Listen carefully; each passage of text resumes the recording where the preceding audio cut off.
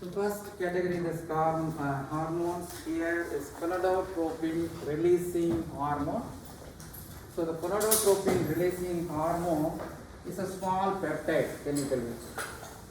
So the peptide with 10 amino acids are there. The pyroglutamic acid, histidine, tryptophan, serine, tyrosine, glycine, leucine, arginine, proline, and glycine. So it's a 10 amino acid peptide. That's why we call it as a decapeptide. So gonadotropin releasing hormone is a decapeptide, and it's always in the folded conformation. So this particular conformation is important for pharmacological activity. For this folded conformation, we need a right amino acid here. So starting from N-terminal, 1, 2, 3, 4, 5, the 6 amino acid should be glycine, or that we need a D amino acid. That's the one required for the folded conformation. So this folded conformation is important for the receptor binding. And the position 6, we need a glycine. That's one of the requirements for the folded conformation. And most of the modified analogs, the chemically modified gonadotropin releasing hormones, we have a D amino acid. So when you replace that L amino acid to D amino acid, what is the advantage when you replace L amino acid to D amino acid? When you replace L amino acid to D amino acid, what's the advantage of keeping a D amino acid?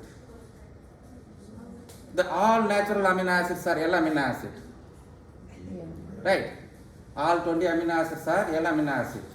So when they make analogs, they change the L amino acid to D amino acid. What is the advantage of keeping L to D? To stabilize there. Huh? To stabilize there. Is What is the possible metabolism for peptides? The peptides are metabolized by peptidase, carboxypeptidase, aminopeptidase, endopeptidase, exopeptidase. So what the peptidase do? The peptidase cleaves the peptide bond. So the peptidase works for the L amino acid. When you have L amino acid, peptidase easily hydrolyzes the L amino acid peptide bond and makes the compound inactive. When you replace the L to D amino acid, that is not going to bind to the peptidase enzyme. It's more stable than that L amino acid. D is more stable. So when you change to L to D amino acid, so one way it gives a conformation, folded conformation. Additionally, it reduces the metabolic clearance. Means it is minimize the metabolism by peptidases. That is the reason they replace L amino acid to D amino acid.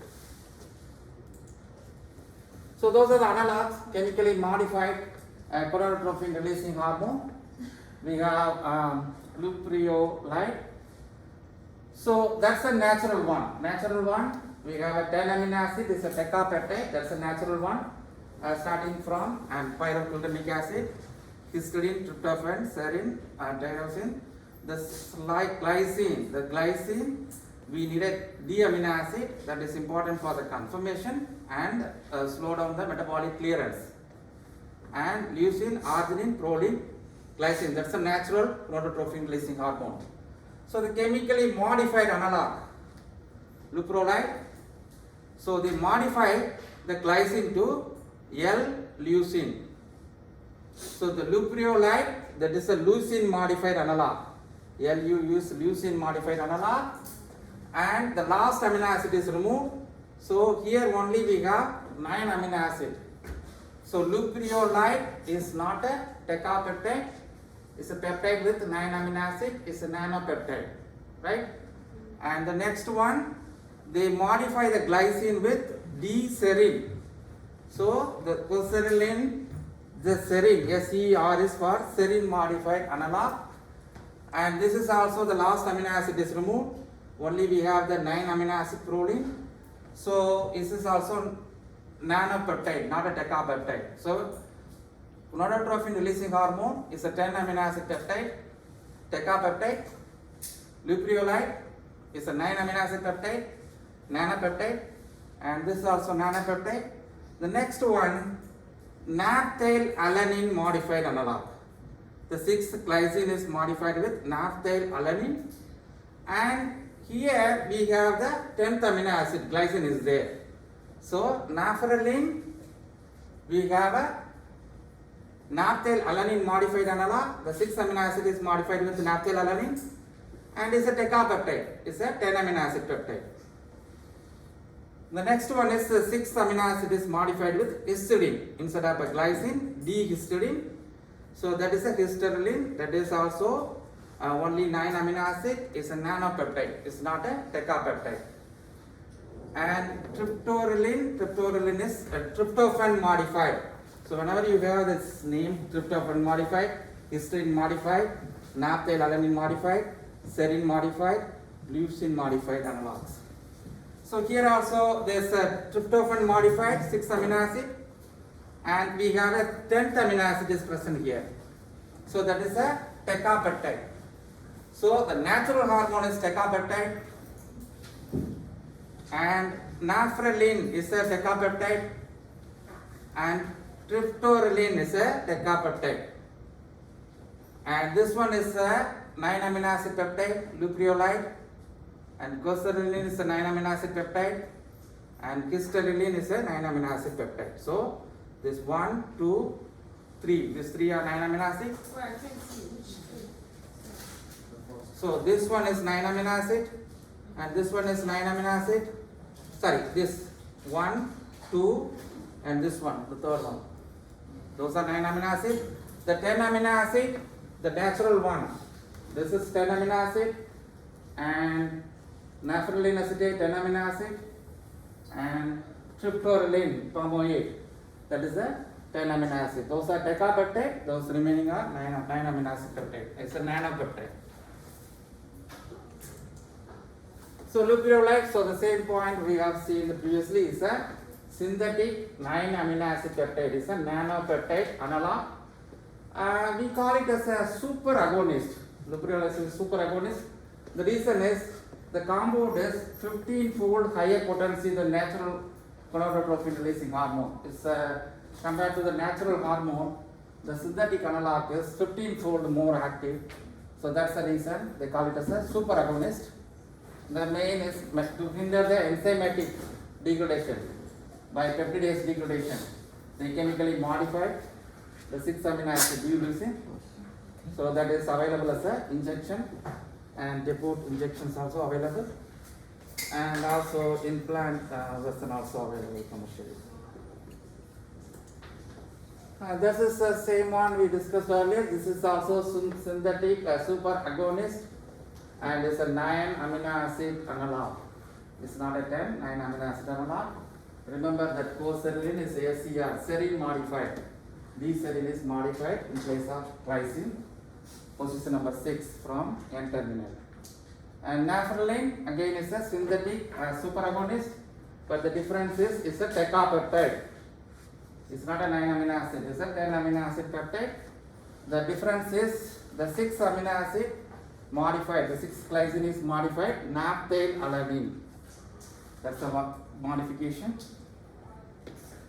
Available, commercially available as a 0.2% nasal spray. Histidine, that histidine is a histidine modified analog.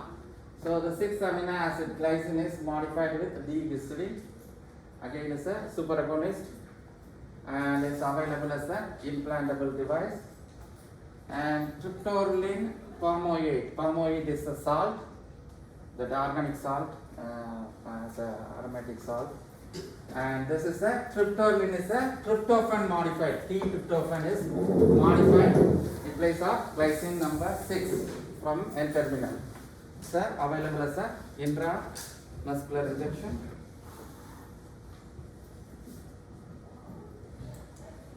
So those are the analogs for the gonadotropin releasing hormones. Remember those, the table is important. This, you just remember this table, that is important, okay?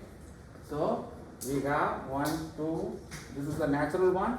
1, 2, 3, 4, 5. 5 are the superagonist. And lupreolide, remember that the leucine modified analog, the carbon number, the amino acid position 6 is leucine modified. The goserelin is a serine modified analog. Naphthalene is that naphthyl alanine modified analog. That histidine is a histidine modified analog. Tryptophan is a tryptophan modified analog. And so decapeptide, nanopeptide, decapeptide, nanopeptide, and decapeptide.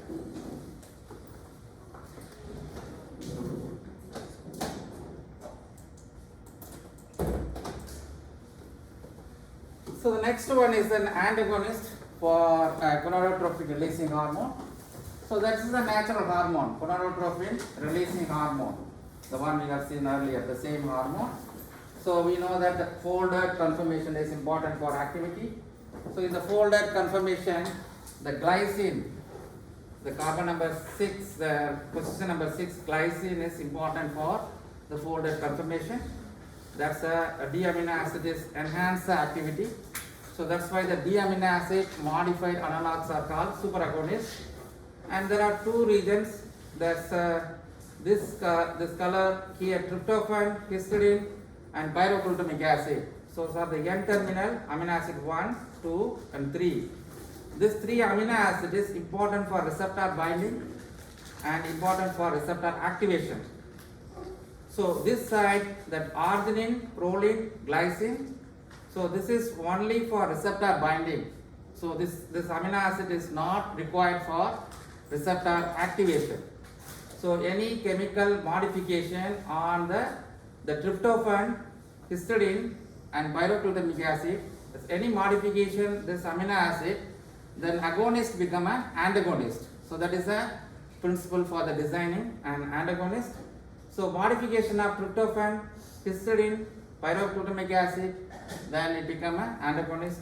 So cetorelax is the modified analog, that is the N-terminal. Pyroglutamic acid is modified and histidine is modified and the tryptophan is modified.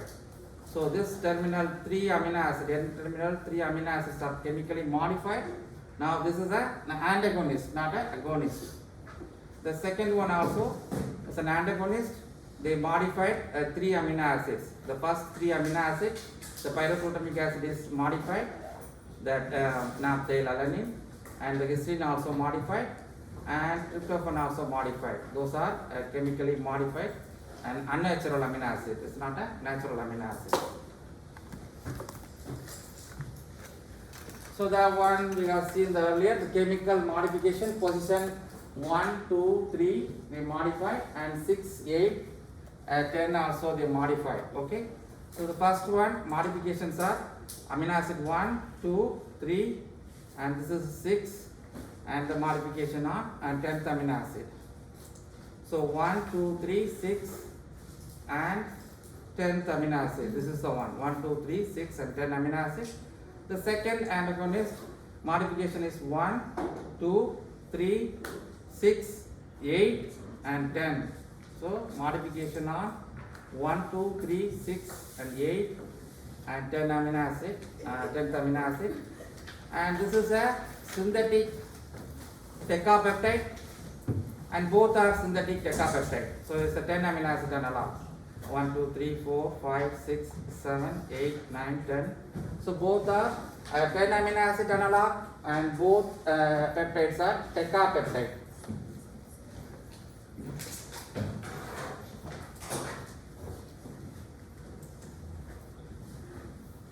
So next one is a stomatostatins. It's a cyclic peptide, and it has a 14 amino acid. Cyclic peptide is 14 amino acid. In the cycle, there are 12 amino acids in the cycle. A cycle is formed with a disulfide filch, and the 2 amino acids at the tail, that is glycine and alanine. So total we have 14 amino acids. So the mechanism for this compound is inhibit release of the growth hormone. So there are the 4 amino acid. The somatostatin, amino acid number 11, 8, 9, 10. This 4 amino acid is important for activity. Remaining all not needed, and only this tetrapeptide, phenylalanine, tryptophan, lysine, and threonine. That's the one important for activity. And the natural hormone, the main drawback for the natural hormone, the half-life for the hormone is just 3 minutes. So we need a chemically modified compound for the longer half-life. So the natural one, we know that is a 14 amino acids. So let us start in natural one. 1, 2, 3, 4, 5, 6, 7, 8, 9, 10, 11, 12, 13, 14 amino acid peptide. And we discussed earlier that phenylalanine, tryptophan, lysine and threonine. This is the fragment important for activity. So the chemically modified one is actiniotide. So actiniotide, which one has that only that octapeptide, 8 amino acid peptide instead of 14. We have chemically modified 8 amino acid peptide. Then these 4 are important. That is a phenylalanine, tryptophan, lysine, threonine. They keep the same active amino acid. The other part they chemically modified, phenylalanine, cysteine and phenylalanine. So this is only 8 amino acid peptide, octapeptide, chemically modified. The reason for the chemical modification is to improve the half-life. So the chemically modified actiniotide is 100 minutes half-life, whereas the natural one we have only 3 minutes. So this is not a good one for the commercial availability. So 3 minutes half-life, that's not suitable.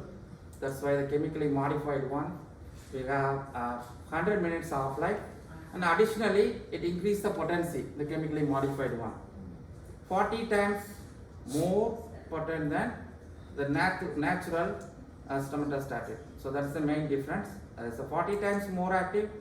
The half-life increased from 3 minutes to 100 minutes. So that is the natural one is a 14 amino acid peptide. The chemically modified synthetic analog is the 8 amino acid peptide is a octapeptide.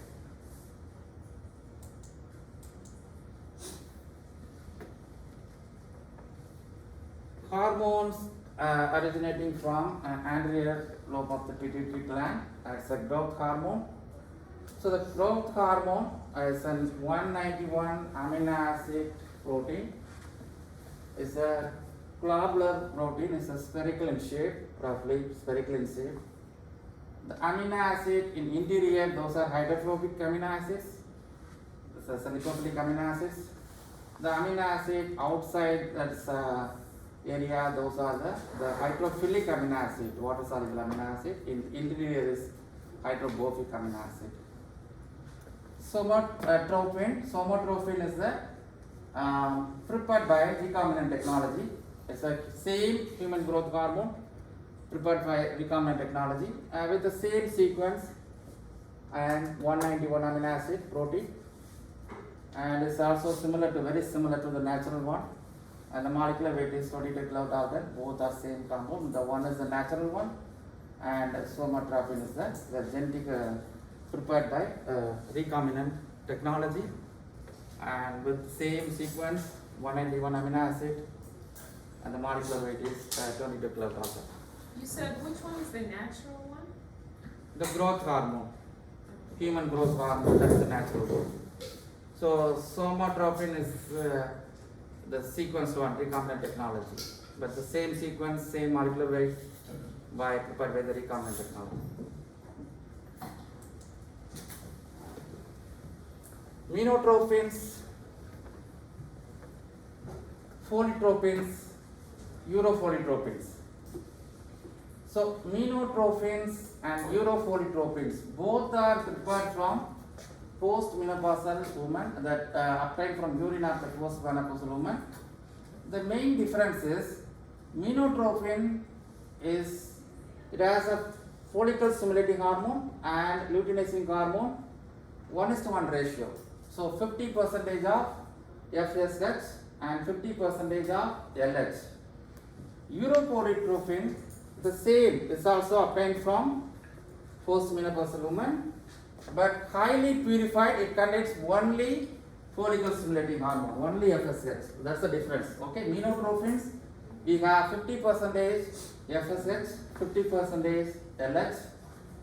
Urofolitropin is highly purified sample from the urine, and that has only FSH, that is 100% follicle stimulating hormone, whereas folitropins That's a recombinant one. Prepared from the recombinant technology, that's not from urine, it's a recombinant technology. That consists only the follicle stimulating hormones. So three category, one is a minotrophin. Minotrophin and polytrophin both are obtained from urine of a post-menopausal woman, and 50% of FSH and 50% of LH, whereas uropolytrophin is highly purified analog. It has only FSH, and polytrophin is from a recombinant technology. So these two are chemically same. Polytrophin, that has only follicle stimulating hormone. Uropolytrophin, that is also only follicle stimulating hormone. Both are same, 100% follicle stimulating hormone. The uropolytrophin comes from urine, and polytrophin is a recombinant technology. That's the difference. And minotrophin is a mixture of 50-50 LSH and LH and FSH.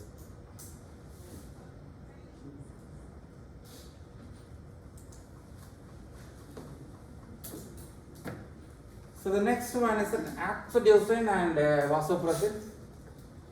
So oxytocin is a cyclic peptide. It's a 9 amino acid peptide, nanopeptide. There is a disulfide bridge, and that makes the cycle. There are two cysteine amino acids, that's why it's a cysteine make a disulfide bridge. And vasopressin is very similar to oxytocin. Again is a nanopeptide. Vasopressin also nanopeptide, and again is also cyclic nanopeptide. There is also disulfide bridge. So oxytocin cyclic nanopeptide, and vasopressin also cyclic nanopeptide. The main difference in the amino acid. So oxytocin, there is a cycle with cysteine, tyrosine, isoleucine, glycine, arginine, and cysteine. There is a 6 amino acid cycle, and the tail they have a proline, leucine, and glycine. So it's a total 9 amino acids, 6 in the cycle and 3 in the tail, so 9 amino acids.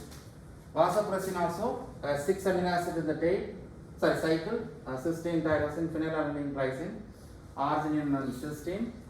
In the tail you have a proline, arginine, and glycine.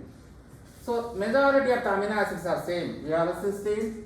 Here also cysteine same, and here we have a tyrosine, same amino acid tyrosine, and glycine also same, and arginine is same, and the last one, that is a glycine, we have a glycine, and the proline is same.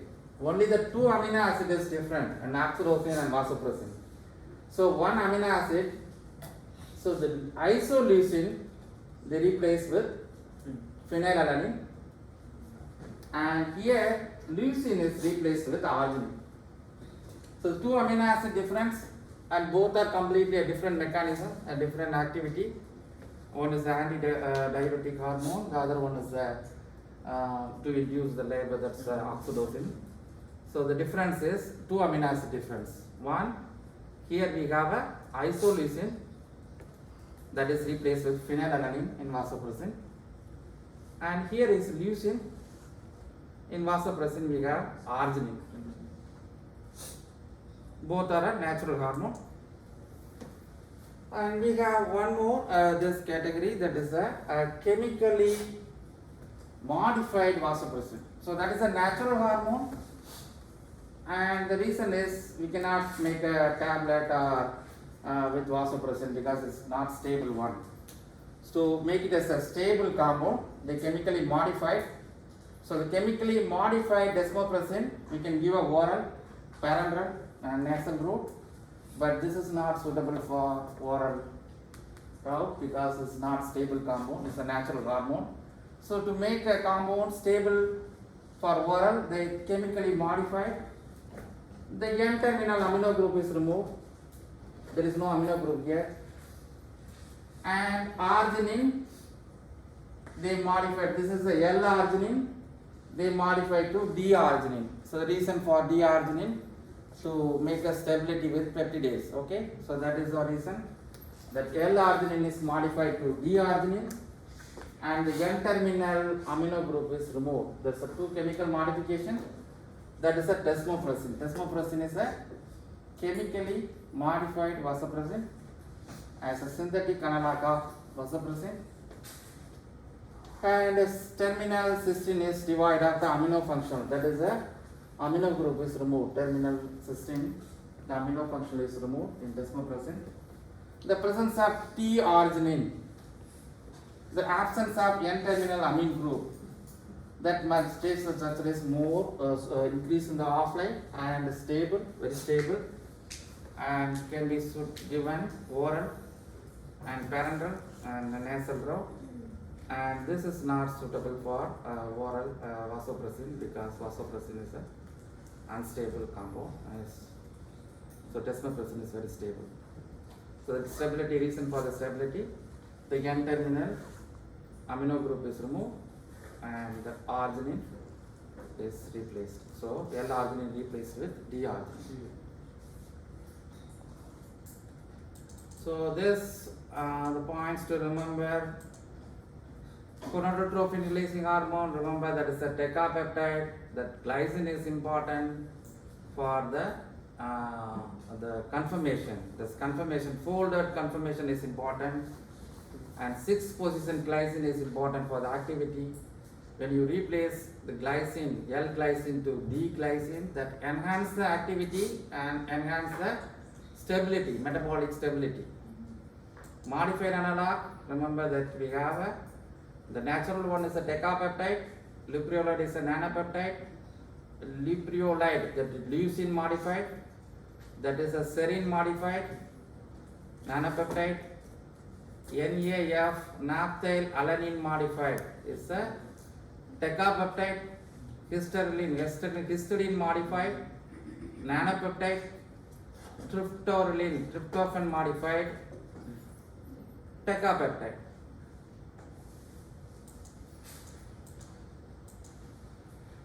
So antagonist, so any modification, the N-terminal 3 amino acid, the agonist become an antagonist. That's the concept. So the 3 amino acid modification, because the N-terminal 3 amino acids important for the receptor binding and receptor activation. So when you modify, it binds to the receptor, it's not going to activate the receptor. So it's an antagonist. It's binding to the receptor, not activating. So that's the modification of 3 amino acid that become an antagonist for gonadotropin releasing hormone. Somatostatin, remember this 4 amino acid tetrapeptide is important for the activity. Phenylalanine, tryptophan, lysine and threonine is important for activity. The remaining 8 amino acid is not important for pharmacological activity. The chemically modified one is the octapeptide, it's an 8 amino acid peptide.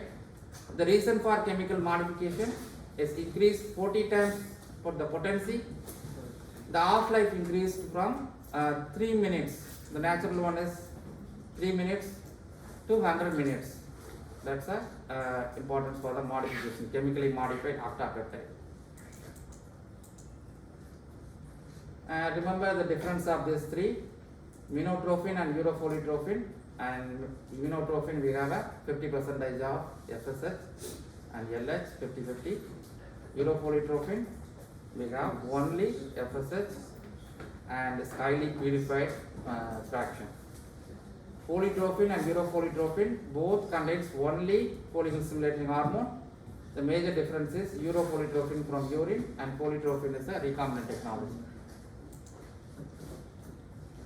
Oxytocin, vasopressin, that we know that's both are 9 amino acid peptide, is a nanopeptide, and desmopressin is the chemically modified vasopressin.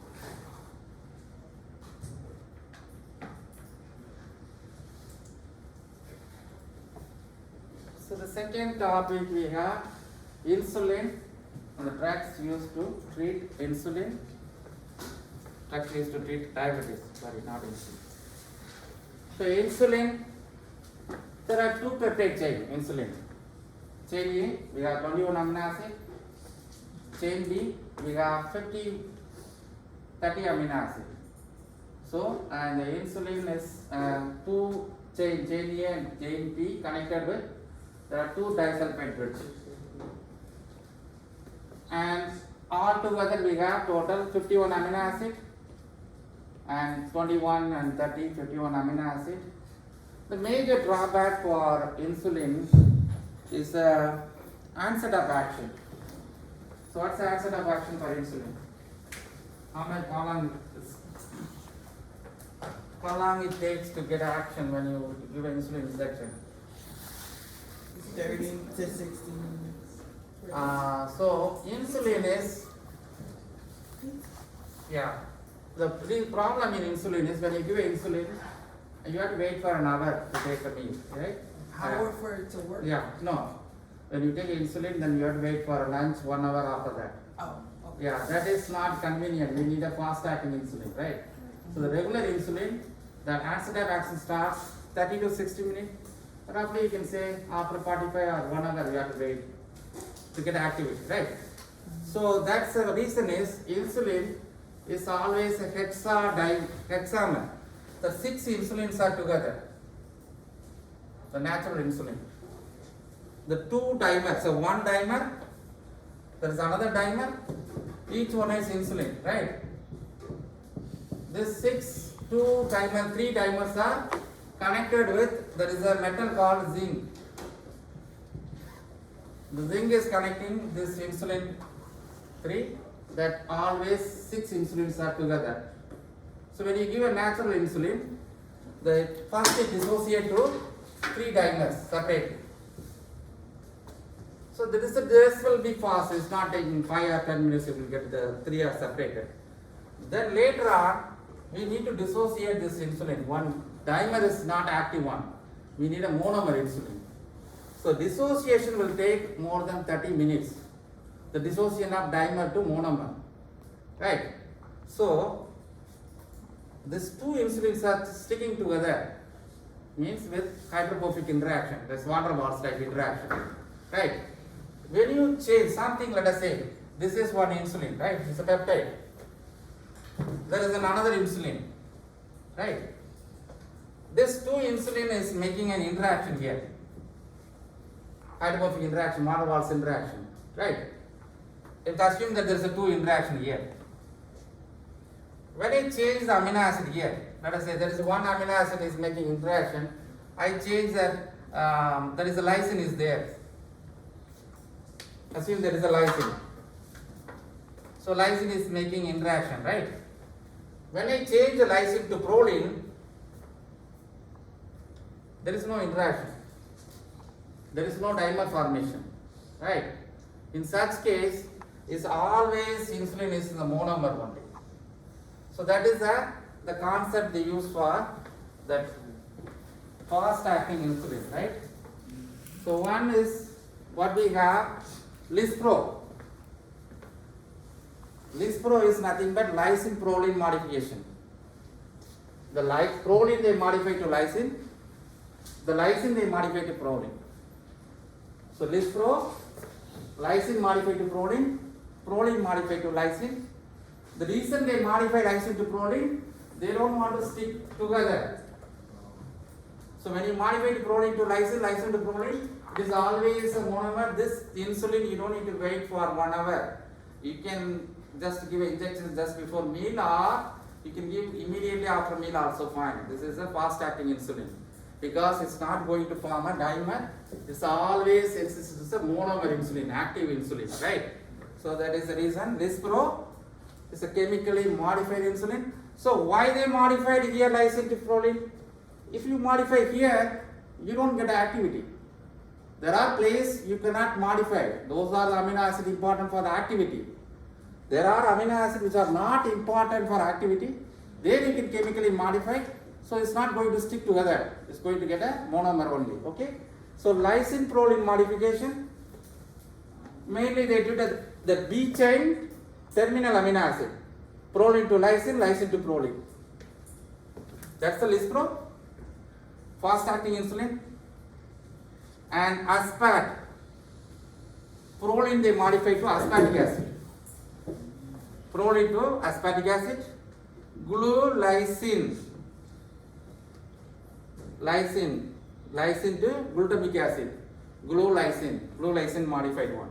The B3 modification is not important. The B29 amino acid modification is important. So this 29 is important. 28, 29 modification only important. Okay. So glycine and lispro, lysine proline modification. That aspartic acid modification. Okay, this was the fast acting insulin analog. This is not going to make a dimer, it's always a monomer, and in its form a clear solution. Is immediately release the monomer, is dissociate very fast, and you get a quick onset of action. So that is a fast acting insulins, chemically modified insulins. Excuse me, sir. Yeah. Can you repeat what you said about eating, taking it after food or before food? No, the first one, if you take a regular natural insulin, right, you have to inject the insulin and wait for 1 hour to take a meal. Okay.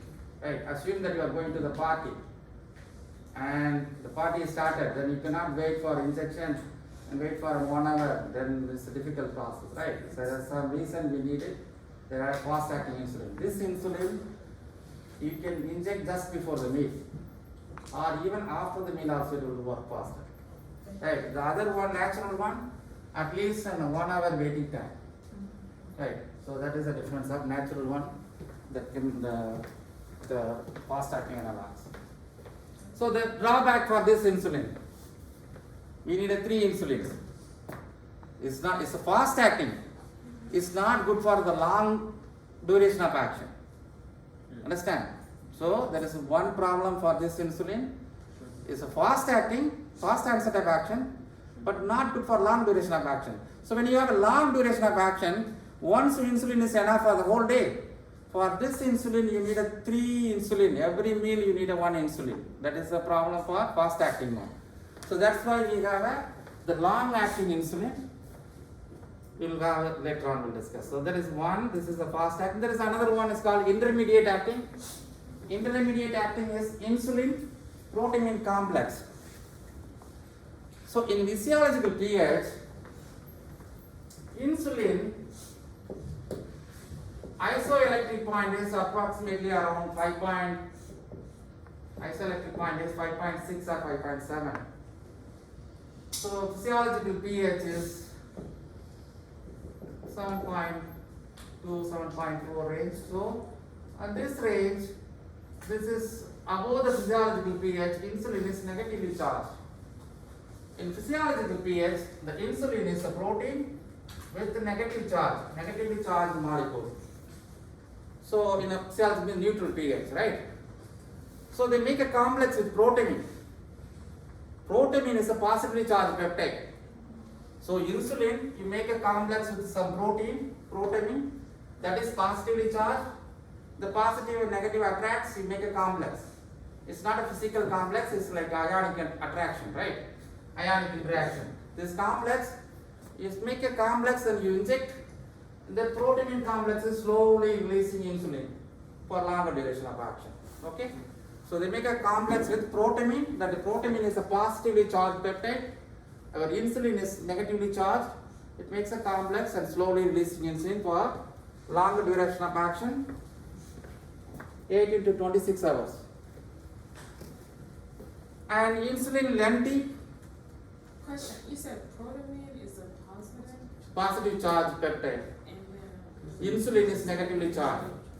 So the positive and negative make a complex, attracts, right? When it forms a complex, that it slowly releases insulin from the complex, and then you get a longer duration of action, right?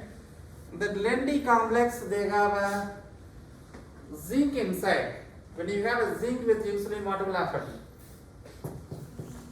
It forms a hexamer, and hexamer is slowly releasing for the long duration of action. That is the reason they add the zinc acetate to insulin, because of the longer duration of release, long duration of action.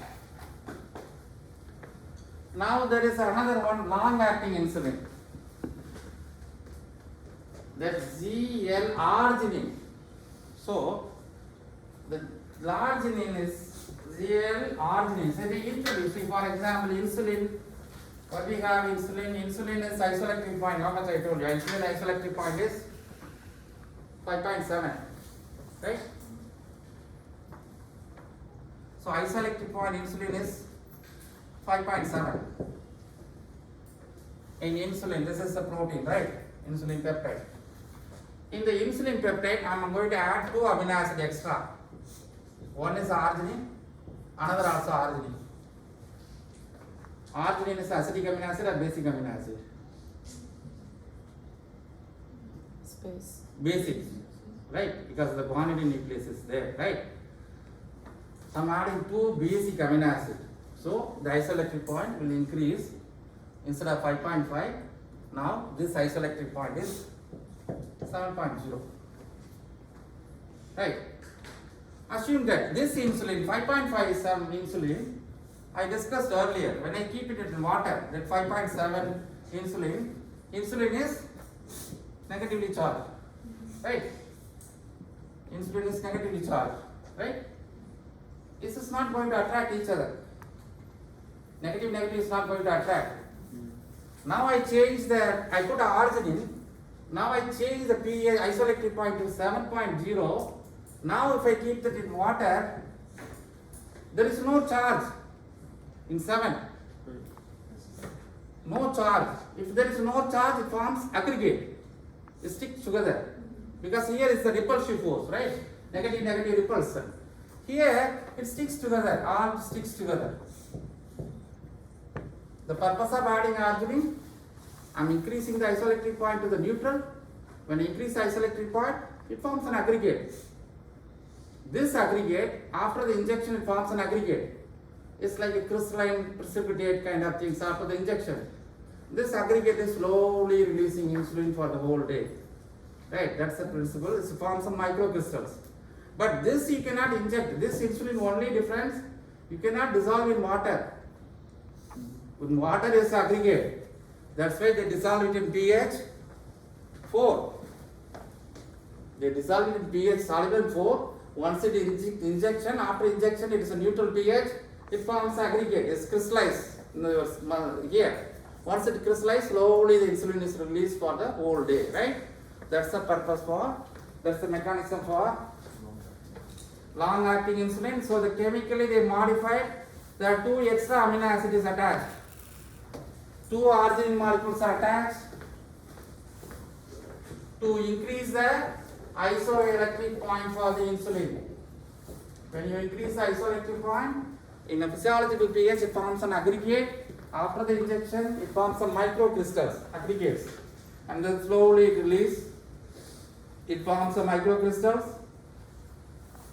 and slowly it releases for the longer duration of action.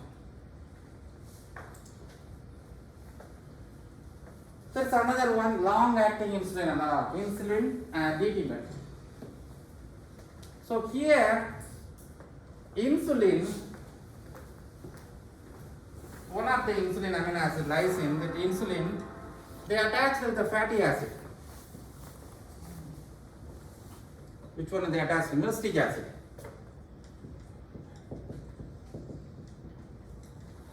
When you attach a fatty acid, you are increasing the lipophilicity. When you increase the lipophilicity, a strong binding with serum proteins. After serum protein, the slowly insulin is released into the serum proteins. Right? That's a mechanism for long-acting insulin, myristic acid. Myristic acid attached to one, increase the lipophilicity. And it has a good binding with albumin, plasma albumin.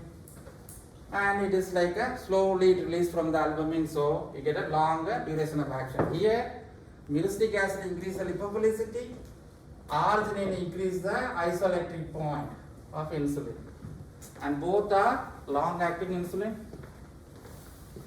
The next one is ultra-lendy. Ultra-lendy, they attach with the zinc, they added with the zinc inside. You know that when you add it to the zinc, it forms a hexamer and slow release for the longer duration of action. That is the mechanism for ultra-lendy. So glargine is a clear solution. Ultra-lendy and D-dimer is a solution, is a cloudy solution. It's not a clear solution. Injection solution.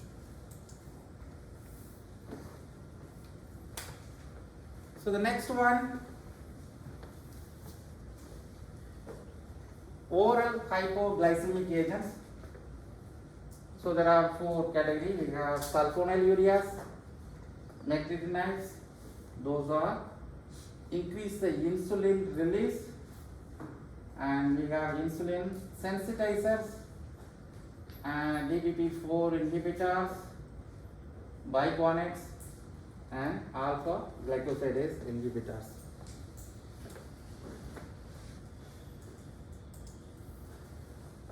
So sulfonylurea, we have 2 categories. One is the first generation sulfonylurea, the other one is the second generation sulfonylurea. The first generation compound, that was the one introduced in the market at the beginning. Example, tolbutamide, chlorpropamide, tolosamide, acetohexamide. Then later on they did some chemical modification. The second generation analogs are introduced to the market. This glyburide, glipizide, climipiride. Those are the second generation analog.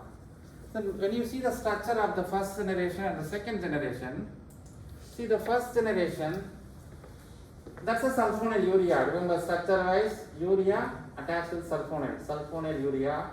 Remember, the structure is sulfonylurea. That's a sulfonylurea classification.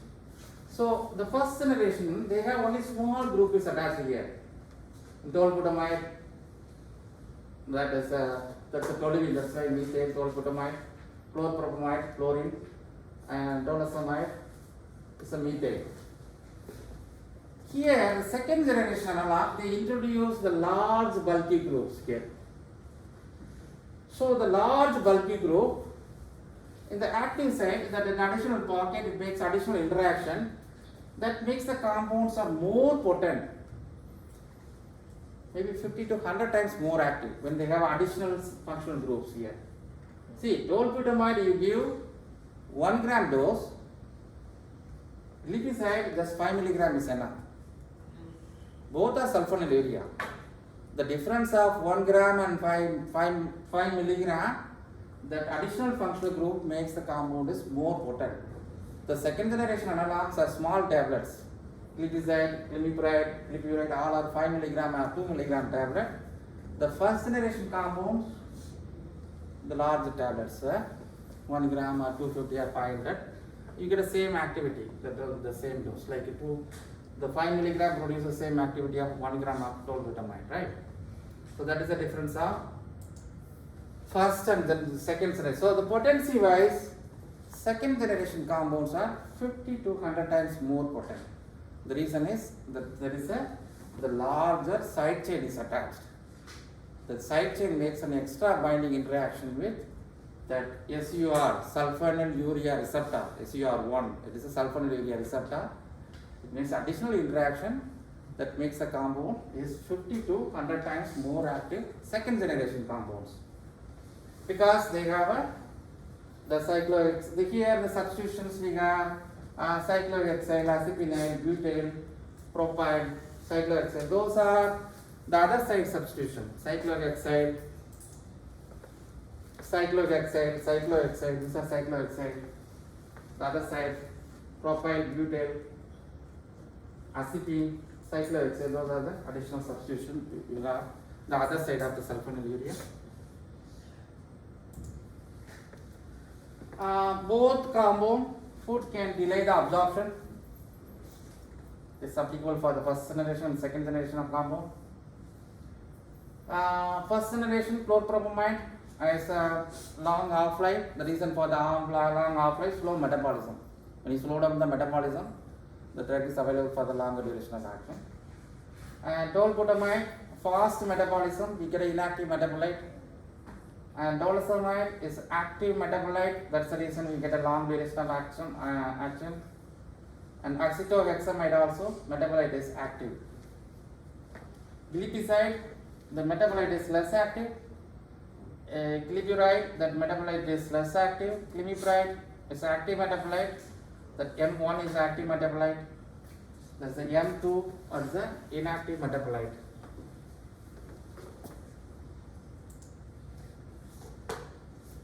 Chemically, all are sulfonylurea. Both are sulfonylurea. Remember, that's a sulfonylurea. So that's classifications of polyuria. All are weak acid because of the sulfonamide. That's a weak acid. That's also all are weak acid. And none of them is chiral. All are achiral compound. There is no chirality in the molecule. All compounds are achiral.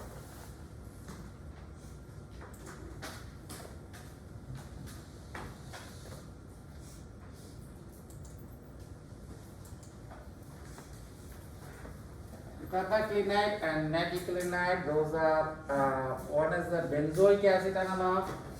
That's the benzoic acid moiety. And this one is a phenylalanine analog. That's this fragment is a phenylalanine amino acid phenylalanine.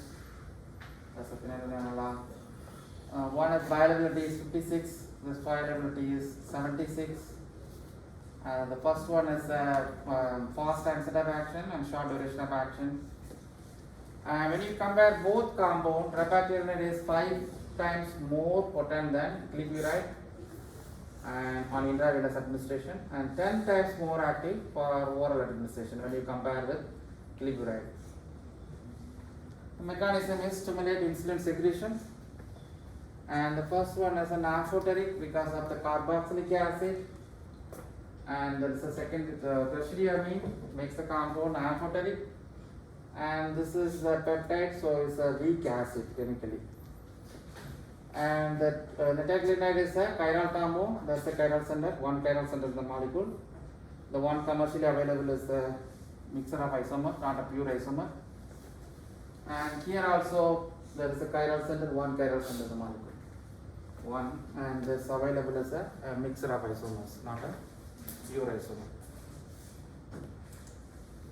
The metabolism we have discussed earlier, the same detail. So the one we have seen here.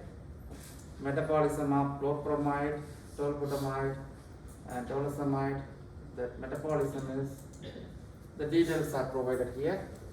So the tolbutamide metabolism, the first one is the hydroxylation. That's the phase 1 metabolism. Methyl is the hydroxyl group is introduced, then followed by the additional hydroxylation, we get a carboxylic acid. So the carboxylic acid analog is inactive, the hydroxy analog is active. The additional possible metabolism, the side chain, the cyclic acetylene ring oxidation, that's also active metabolite. So in both cases, the hydroxy metabolites are active in tolbutamide, the carboxy metabolite, double oxidation is inactive.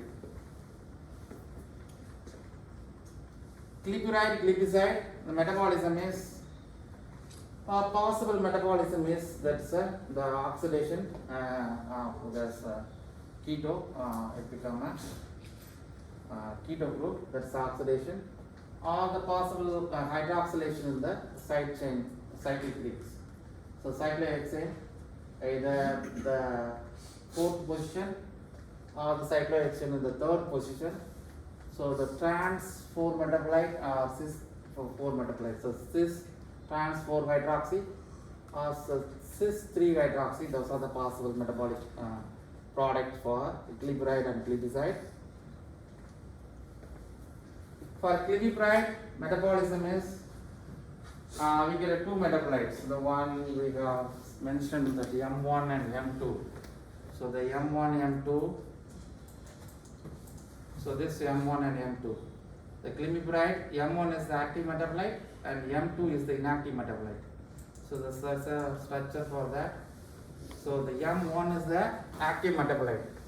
The same trend, the hydroxy is active, carboxylic acid is inactive metabolite.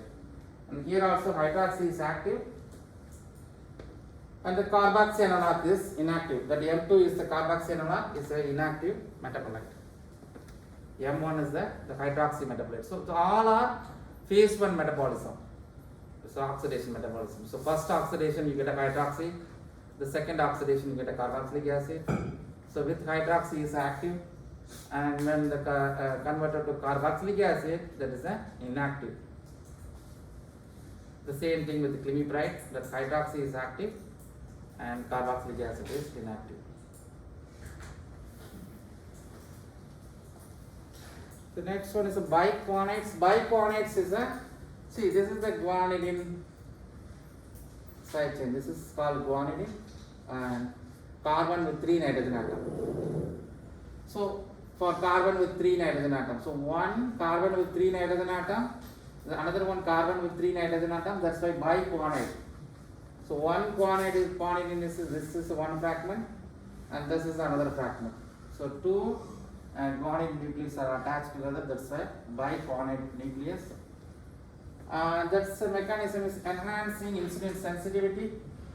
The compound this category is metformin, penformin, and the one commercially available metformin is currently available by quinides, okay, and it's quickly absorbed in the small intestine.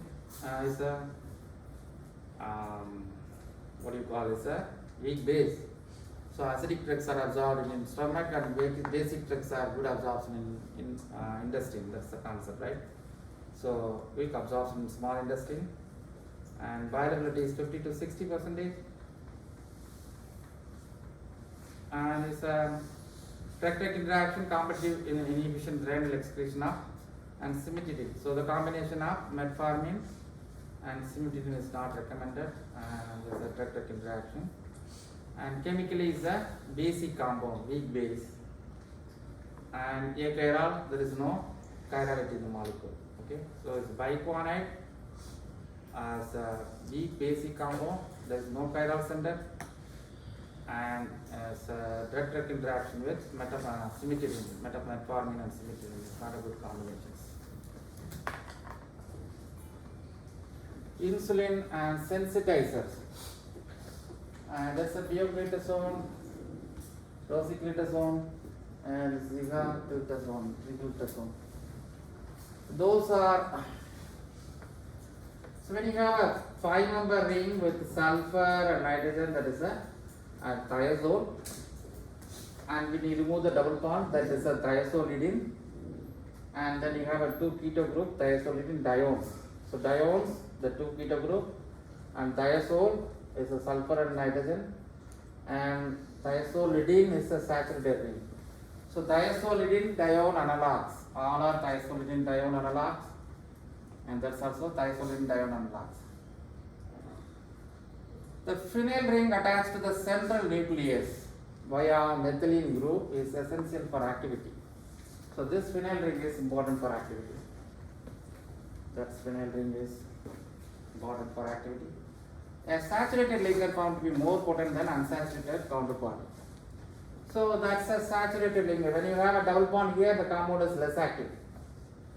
When you have to introduce double bond, the compound is less active. So the saturated linker is important for activity. The phenyl ring and saturated linker both are important for activity. Mechanism is PPR, gamma, agonist. And beta-glitazone hydroxy metabolite is active. All are weak base. So chemically all are weak base. And compound has one chiral center. That's the chiral carbon. That's the one chiral carbon. The one commercially available is not a pure compound, it's a racemic compound, 50% or 50% yes. But the compound has one chiral center, the commercial is racemic mixture.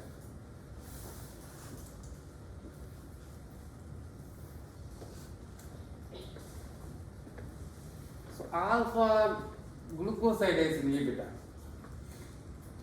So whenever we take starch is first, the amylase is acting on starch. So what you have starch, that's a polysaccharide. The polysaccharide, when amylase is making a disaccharide or oligosaccharides.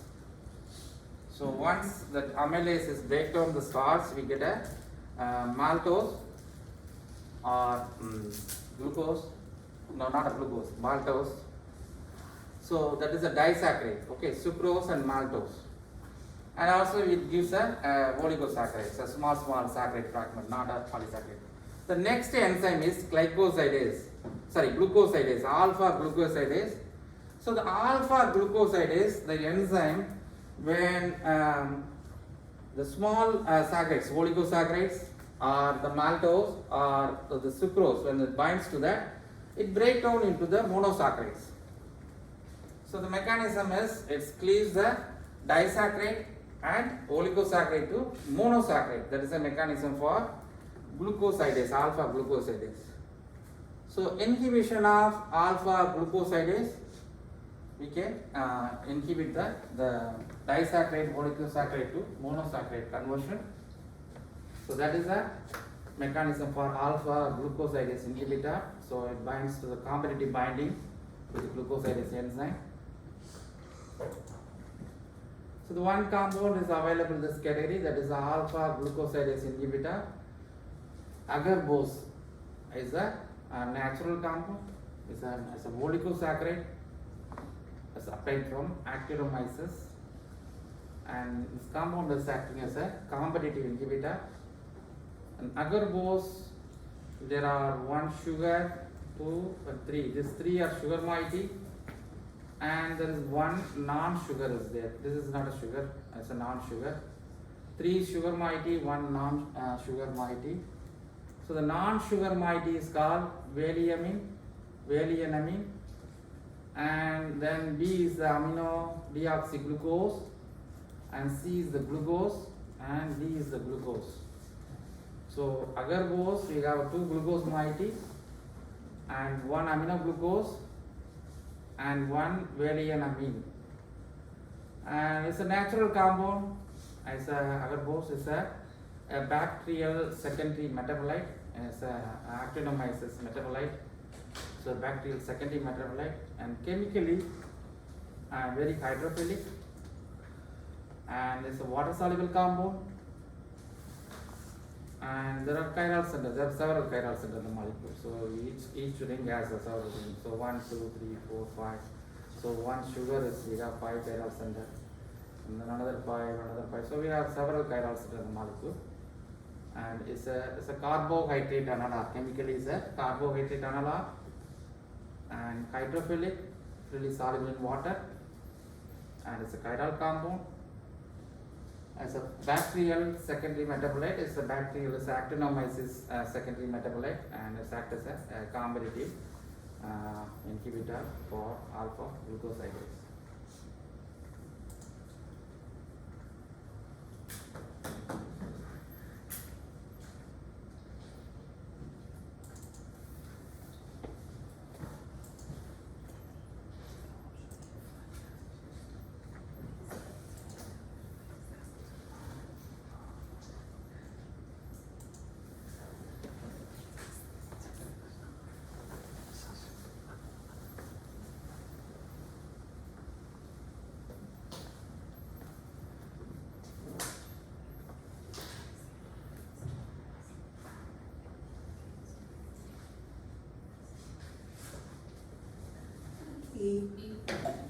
Very good. E is right. So the B chain lysine protein is reversed, right?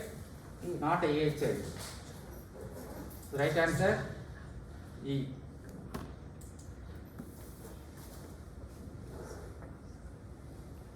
Can you go back one more?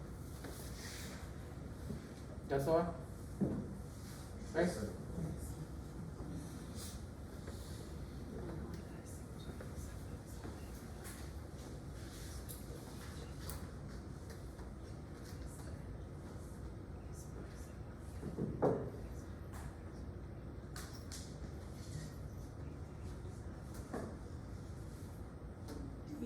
D is one of them. D Yeah. and one more. This is the previous answer key. A. Yeah. Oh. Right?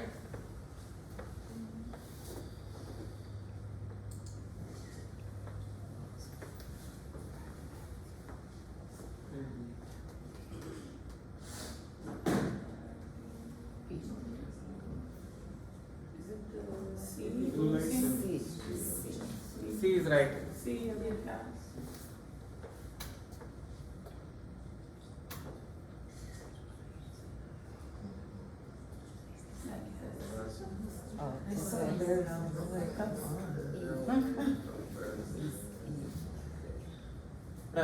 C or I think it's C. Yeah. C. Could determine. Oh, just talking to you.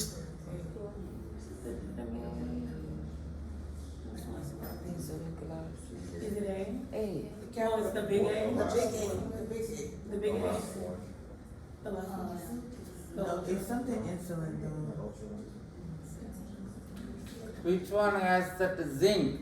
Remember, lendy, ultra lendies are zinc components. There's three A's, so is it the big A? Lendy and ultra lendy. Remember that is lendy, insulin ultra lendy. We have a zinc. Remaining we don't have a zinc, right? So B is the last one. Oh, the numbers are mixed. Okay, last one. Yeah, they mixed it.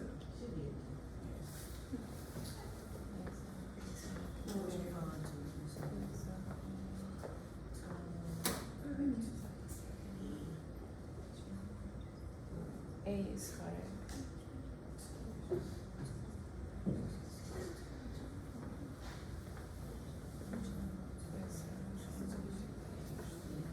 So, do you sign? There is a sign-in sheet. Huh? There's none. Is there? I have one sign. You can pass this side. Yeah, we didn't get it. We didn't get. Came late, I think. Huh? I've been here. It started from here.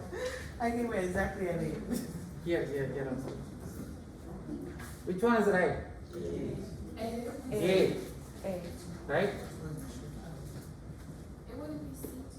Why C? That is D-dimer, it's fatty acid, myristic acid, right? Not glargine, right? Arginine is increased isoelectric point.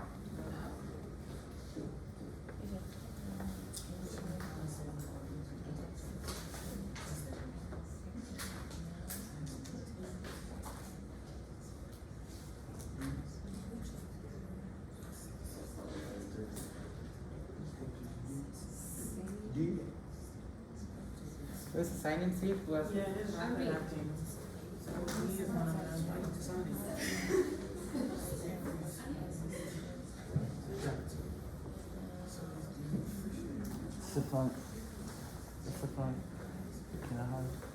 Which one is right? You don't know? B and A. D is right. Roll into aspartic acid, right? That creates a repulsion. It is not going to make a dimer. It's a monomer. That is a repulsion.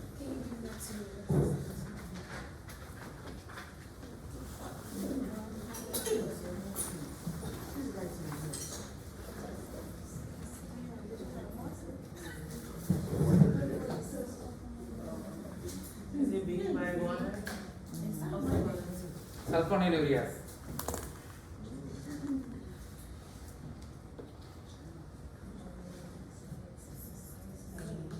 Is A. Sensitizer, insulin sensitizer, biconex.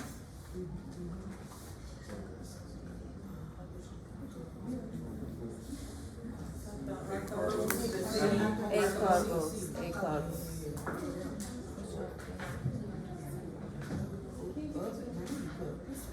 Can you please go back? Can you go back? That's the one. Yes, that's B. Is it three or Three only. C? Well, The name is in there. wait, did you go back? Did you see that one? Yeah, it's three, the last one, right? So when you have, what is this? This is a urea. Sulfonylurea. Sulfonylurea. Yeah. Keep that one, yes. Yes. Right? Yeah. Oh, yes. This is called thiazole.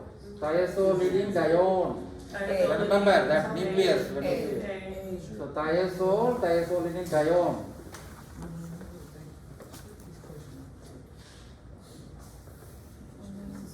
Did you pass that seat? Yeah, you have it. Region B. Which one is important for activity? A. Region B is important for activity. That is the tetrapeptide, phenylalanine, tryptophan, lysine, and threonine. Which one was that? Region B. Oh. Wait, go back, sorry. Right? Big.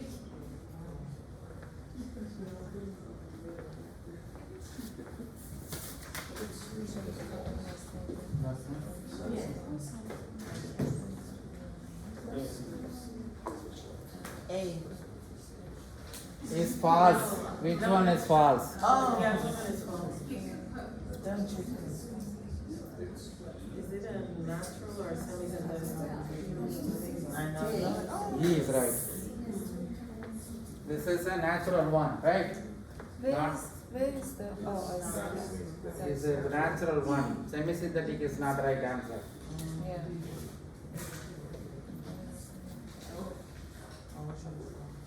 False. Again is false. C. It's Very not good. 12. C. Yeah, it's not. It has only 9 amino acids, right? So the false answer is C. Okay, that's all. You have a seat. Thank you.